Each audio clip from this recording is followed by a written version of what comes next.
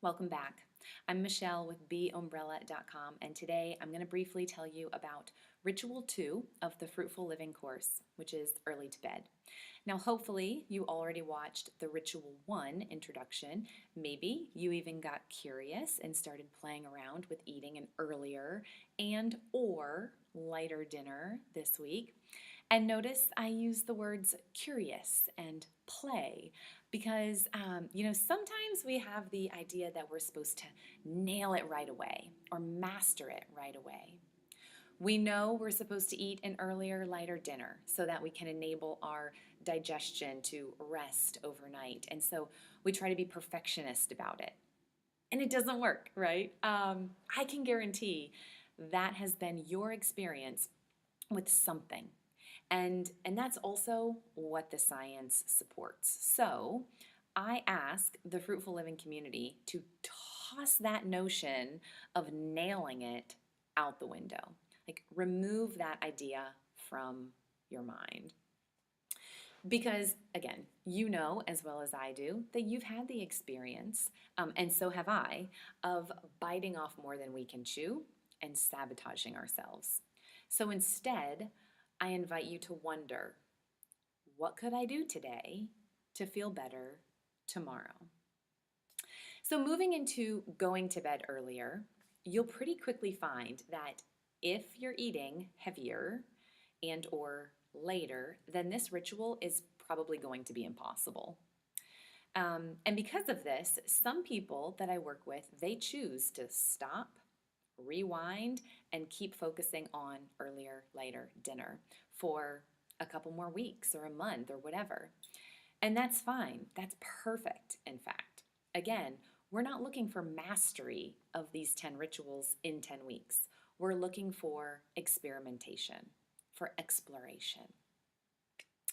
Now, those in the Fruitful Living community, they have access to a variety of materials to help them set up a lovely evening routine that naturally moves them into bed earlier.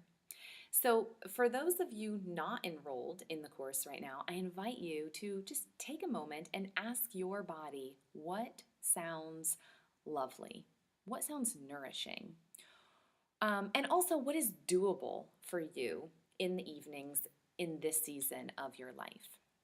It could be going for a walk or journaling, it could be meditating, maybe taking a bath or stretching or using essential oils. Any of those things might assist you with winding down and preparing for deep regenerative sleep. Now, personally, I have a couple different routines because my family has a couple different routines throughout the week. And so I might do a couple of my routines a couple of times a week, depending upon what my family has going on that evening. So some nights it's, put the kids to bed and then do a full body oil massage and then take a bath and get into bed myself. Other nights, it is doing more grounding yoga postures before I get into bed. Every night, no matter what, no exceptions, I massage my feet with essential oils as the last thing I do before lying down.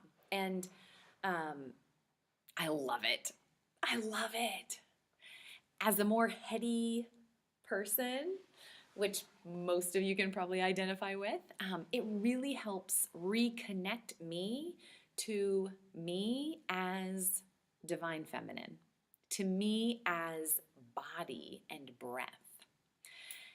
I have 2 children and I'm running my own growing business, and my husband is a full-time student right now. And massaging my feet right before bed allows me to just let go of the day and sleep soundly, which then allows me to wake up in the morning and feel vibrant on the inside and radiant on the outside, to feel so much more gratitude and enthusiasm for witnessing the dawn of a new day. So right now, I invite you to look at what your evening routine is like. Is it deeply nourishing to you? What are a few little changes, or even one change, that you could make right now to make it a little bit better? We're always looking for just a 1% improvement. For me, as I get older, I'm getting more and more particular about my environment. So, in my bedroom, if there are clothes that haven't been put away yet, or my toddler's toys are on the floor, or I have a stack of books on my nightstand, like that just doesn't work for me anymore. That might be a step for you to simply start to clear your space, okay? So that your space feels more like a place to deeply rest. Now, for others of you, you might want to make some actual changes in your room in terms of maybe getting new bedding, getting new pillows, or putting blackout curtains up. No matter what it is, anything you do to shift your environment to encourage better sleep is going to be so important. For those of you who are you're really looking at developing better sleep habits, maybe it's the case that you wake up in the middle of the night or that you've had insomnia for what feels like forever. I've seen amazing shifts as people start to eat an earlier, lighter dinner and start to dial in more of a nourishing bedtime routine. The people that I work with in the Fruitful Living community, they have experienced amazing breakthroughs in the quality and the depth of their sleep, which has changed the quality and the depth of their energy and what they're able to do during the day. So, first of all, have great hope for yourself. I say that to give you hope. Then, plug away at Ritual 1. And when you're ready to incorporate Ritual 2, ask yourself what small steps interest you in creating a more nourishing evening and going to bed earlier. Other suggestions that might really serve you are setting an alarm so that at a certain time you shut off all electronic devices, right? Maybe you do this at 9 p.m. And then you roll out your yoga mat and you break out the essential oils and you just do whatever feels good for maybe 30 minutes. This time of day is also my favorite time of day to use a foam roller. You know, that really opens up different parts of my body that might have gotten tight throughout the day. It's also a great time of day to meditate. You know, some people, they start meditating simply by laying down in bed and just breathing consciously, just releasing the day, allowing everything to be, just be, before drifting off to sleep. So those are a whole bunch of suggestions in terms of how to get started with this super transformative ritual.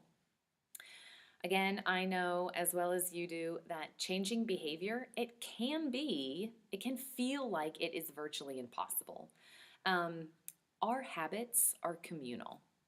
And my guess is that for most of you, that means that you have some bad habits that our Western society at large has, right? In terms of your food, in terms of your sleep, in terms of your movement.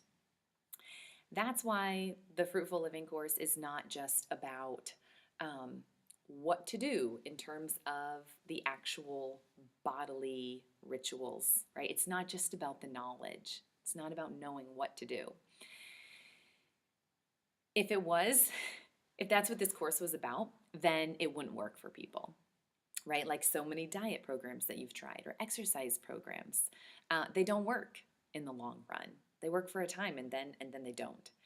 In Fruitful Living, we bring what behavior change science has proven helps us to make sustainable, enjoyable, long-lasting change.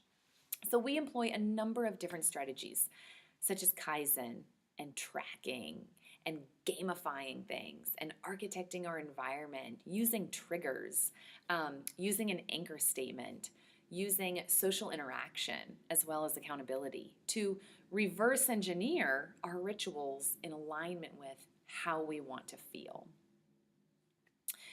And for some of these behavior change strategies, actually, I've created some free videos on them that you can access at beumbrella.com.